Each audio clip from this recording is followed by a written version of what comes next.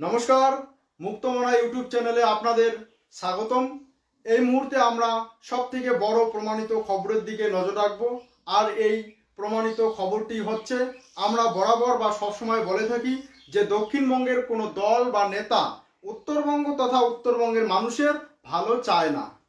আর এই বিষয়টি গতকালকে বিধানসভায় বাংলা ভাগ বিরোধী প্রস্তাব প্রসঙ্গে যে পরিবেশের সৃষ্টি হয়েছিল সেখানে এটা স্পষ্টভাবে ফুটে উঠেছে, যেখানে উত্তরবঙ্গের বিজেপি নেতৃত্বদের স্পষ্ট বক্তব্য যে বিজেপি উত্তরবঙ্গে ক্ষমতা এসেছে আলাদা রাজ্যের প্রতিশ্রুতি দিয়ে। সেখানে আমরা উত্তরবঙ্গের বিজেপি নেতৃত্বরা আলাদা রাজ্যের পক্ষে, অন্যদিকে দক্ষিণবঙ্গের বিজেপি নেতৃত্বরা এর বিপক্ষে বা বিরোধী। বিধানসভায় আমাদের কথা বলতে দেওয়া হচ্ছে না। এ প্রসঙ্গে বিধায়ক বিষ্ণুপ্রসাদ শর্মা প্রতিবাদ করতে গিয়ে উনি কালকে ওয়াক আউট করেছিলেন। তার স্পষ্ট বার্তা যে আমাদের বিধানসভায় কথা বলতে দেওয়া হচ্ছে না। যেখানে আমরা আলাদা রাজ্যের কথা বলেই ক্ষমতায় এসেছি, সেখানে আমাদেরকে দক্ষিণবঙ্গের বিজেপি নেতৃত্বরা কথা বলতে দিচ্ছে না। ওরা সরকারের সুরে সুর মিলিয়ে সেই প্রস্তাবকে সমর্থন দিয়েছে। এখানে এটা প্রমাণিত হয়ে যায় যে দক্ষিণবঙ্গের বিজেপি নেতৃত্ব বা দক্ষিণবঙ্গের কোনো নেতাই, কোনো মানুষই উত্তরবঙ্গের মানুষের ভালো চায় না। কারণ তারা উত্তরবঙ্গকে শোষণ করে শোক স্বাচ্ছন্দ্যে জীবনযাপন করে। কাজেই যে দলেই হোক না কেন এই সোনার খনিকে, এই উপনিবেশকে ওরা হাতছাড়া করতে দিবে না। বিষ্ণুপ্রসাদ শর্মা বলেছিলেন যারা আলাদা রাজ্য নিয়ে কথা বলবে এমন সম্ভাবনা ছিল, তাদেরকে কথা বলতে দেওয়া হয়নি। কিন্তু ভুলবশত ওনার নকশালবাড়ির মাটিগাড়ার যে বিধায়ক আনন্দময় বর্মন সম্বন্ধে ওনাদের ধারণা ছিল না। ওনারা ভাবতে পারেনি যে আনন্দময় বর্মন বিধানসভায় উত্তরবঙ্গ তথা কোচবিহার নিয়ে সরব হবে। তো আনন্দময় বর্মন যখন সেই সুযোগ পেয়েছিল, সেই সুযোগে উত্তরবঙ্গ নিয়ে সরব হয়েছিল। ওনার সেই উপস্থাপিত বার্তা আমি আপনাদের সামনে তুলে ধরব, আপনারা দেখবেন।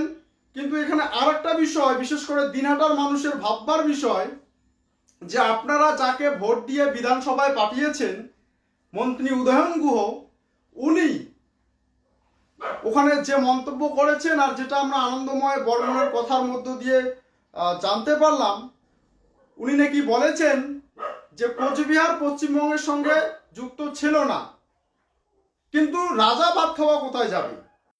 মানে মন্ত্রিনী এটা বুঝতে পেরেছে।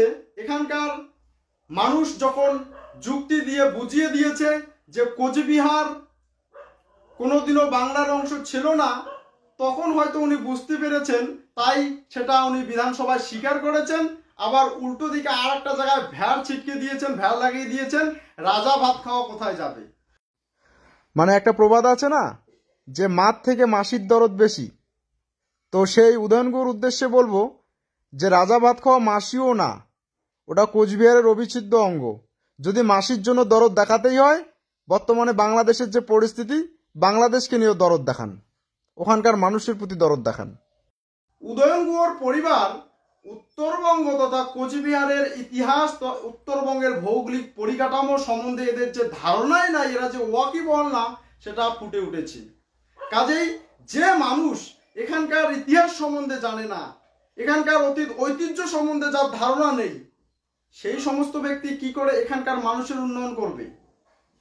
ওরা শুধু রাজনীতিতে এসেছে ছলে বলে কৌশলে, বেফাস মন্তব্য করে, রাজনৈতিক ক্ষমতার জায়গায় থেকে নিজেরা কিভাবে শোক স্বাচ্ছন্দ্যে জীবনযাপন করা যায়, ওরা সেই কাজেই ব্যস্ত থাকে। বেফাস মন্তব্য করবে বিভিন্ন সময়। ওনার বাবা কমল গুহ একটা সময় বলেছিল যে কোচ রাজবংশীর রক্ত দিয়ে গা ধুবো। উনি বলেন যারা আলাদা রাজ্যের নিয়ে কথা বলবে তাদের হাঁটু ভেঙে দেওয়া হবে। ওনার ছেলে বলে আলাদা রাজ্য যদি চান তাহলে পেট্রোল ডিজেলের দাম বাড়বে, লক্ষ্মীর ভান্ডার পাবেন না, স্বাস্থ্যসাথী থাকবে না। এই তো ওনাদের আসল রূপ। তো যাক, আমি বরাবরই উত্তরবঙ্গের বিজেপি নেতৃত্বদের ভীরু কাপুরুষ মেরুদণ্ডহীন নেতা বলে তিরস্কার করি।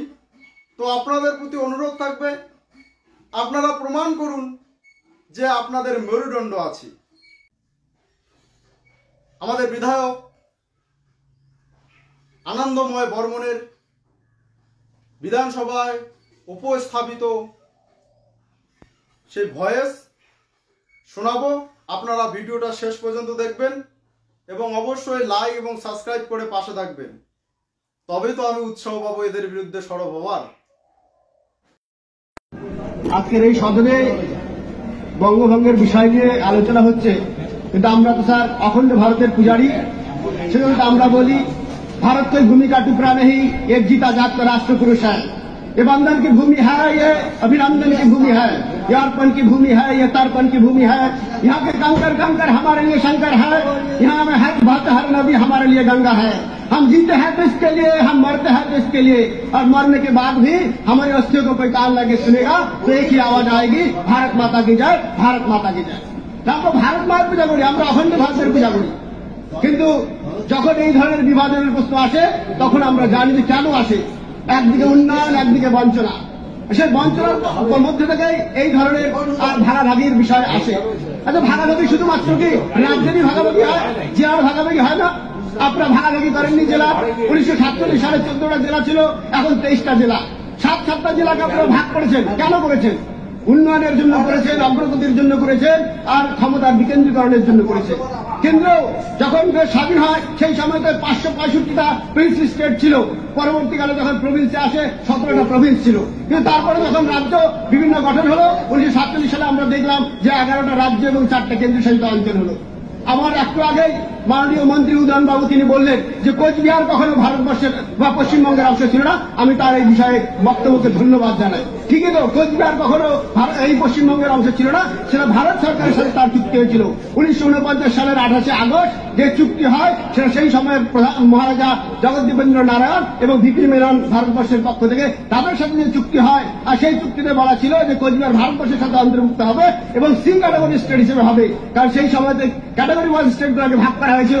এ ক্যাটাগরিতে ছিল বাংলা, বিহার, উড়িষ্যা, আসাম প্রভৃতি 9টি স্টেট, এবং বি ক্যাটাগরিতে ছিল রাজস্থান, পাঞ্জাব আর প্রভৃতি 9টি স্টেট, এবং সি ক্যাটাগরিতে কোচবিহার, মণিপুর, ওড়িশা এই ধরনের 10টি স্টেট ছিল, এবং ডি ক্যাটাগরিতে ছিল আর আন্দামান ও নিকোবর দ্বীপপুঞ্জ।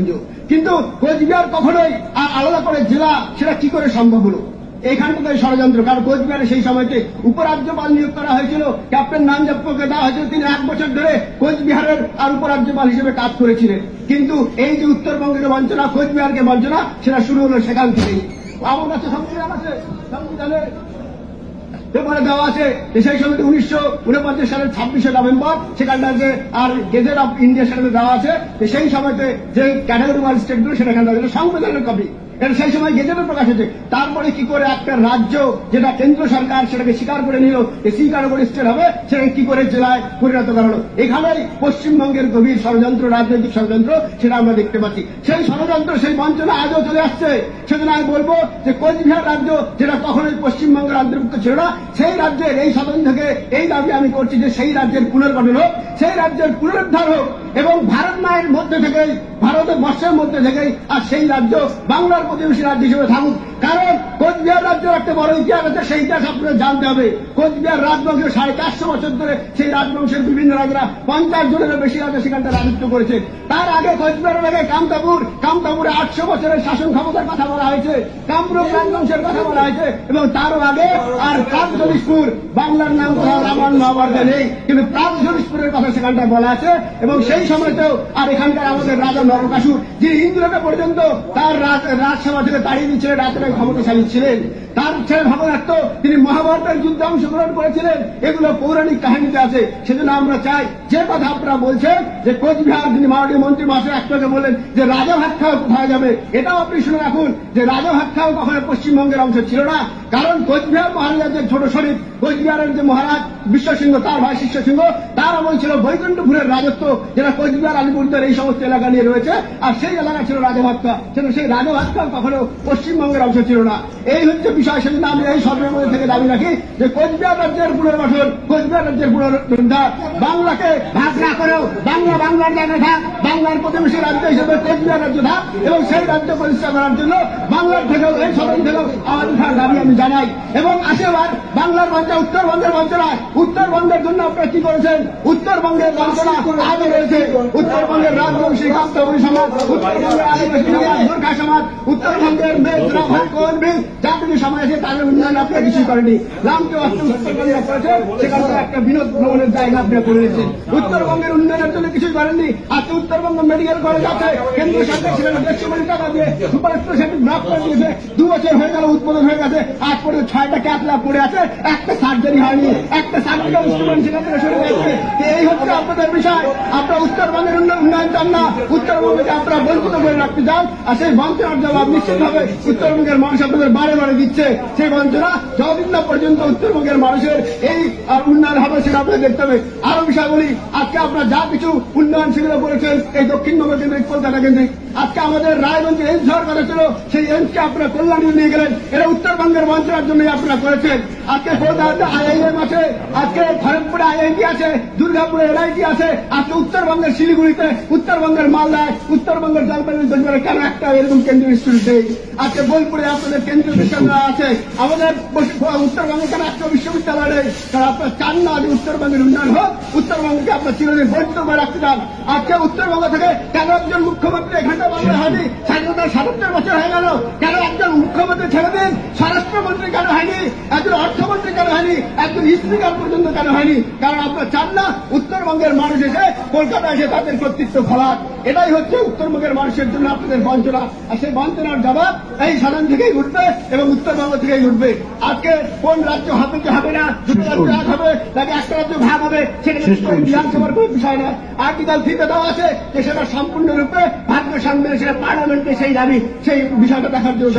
আর এইভাবে ভারতবর্ষে অনেকগুলো ছোট ছোট রাজ্য হয়েছে, ঝাড়খণ্ড হয়েছে, ছত্তিশগড় হয়েছে, তেলেঙ্গানা হয়েছে, কিন্তু আমাদের এই রাজ্যে এই হয়নি। ধন্যবাদ।